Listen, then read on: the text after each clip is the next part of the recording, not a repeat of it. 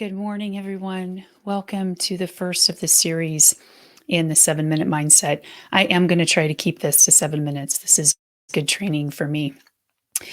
So, as I put in the post, this is a call to all of you. It's every one of us actually who have that thing, or maybe it's several things. No matter how big it is, no matter what it is, sometimes we get deterred from doing that thing because we just see all the other little things that has to happen in order to put that one thing into place. So I'm here today to ask you to set all that aside and let's just do the first step, the first piece that is foundational for the rest of it to fall into place.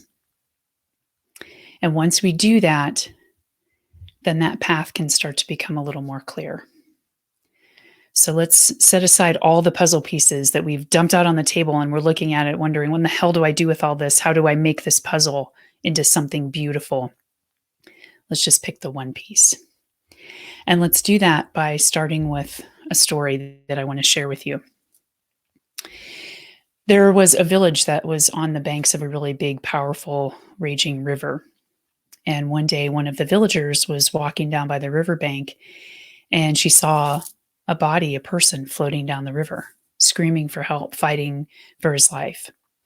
So the villager ran into the water, fought for her life to save him and herself and pull him to shore. And then she sees another person coming down the river. So she goes back in the river and pulls that person out. And then she sees another and another and another. And so she realizes she needs help. And so she goes back to the village and asks people to come in and help pull bodies out of the river. So all of the villagers come and they're all going in, fighting these raging waters, pulling people who are kicking and screaming and fighting for their lives out of the water, fighting for their own life to make sure they don't get pulled under by the people they're trying to save. They build a hospital, a clinic, tents to all help the people who'd almost drowned in the water. And this is actually where the story ends, because the story has a moral. And the moral of that story is that the villagers were getting so caught up in reacting downstream, fighting for their lives, for the lives of other people who were coming downstream, that they never even thought to go upstream to see why the bodies were coming downstream in the first place. And if they'd just gone upstream, they might have learned how to solve the problem. So this is what the first step is. You have to be willing to go upstream. And as we'll reveal in these series over the next several days, there are a lot of pieces to put in place once you decide that, yes, I can go upstream. And so I want to give you a couple of definitions because we're going to be working with some mindfulness concepts and some coaching concepts as well. And I want to give the definition of what mindfulness is because there can be some misconceptions. Mindfulness is simply about paying attention in a particular way without judgment, moment by moment. And so mindfulness, as we'll talk more about in the future, really has two wings. It's like two wings of a bird that give it balance. There's the wing of the awareness and the wing of compassion, the non-judgmental piece, and we need both. And the reason I provide you this definition is that we're going to be using mindfulness to help us go upstream. And we're also going to be using some coaching questions and tools that I've learned to help us go upstream, to take that first step. And so the technique that I want to pass along to you today is one where we can get in touch with the what, the why behind what you really want.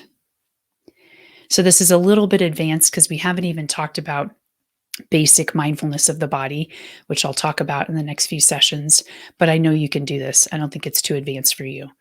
So all I ask you to do, you can do this any time of day, but let's practice together right now, is just find a comfortable position, whether that's standing, lying down, sitting in a chair, something that's comfortable comfortable that allows you to sit with some dignity and ease, feet flat on the floor, arms just resting gently wherever they're comfortable.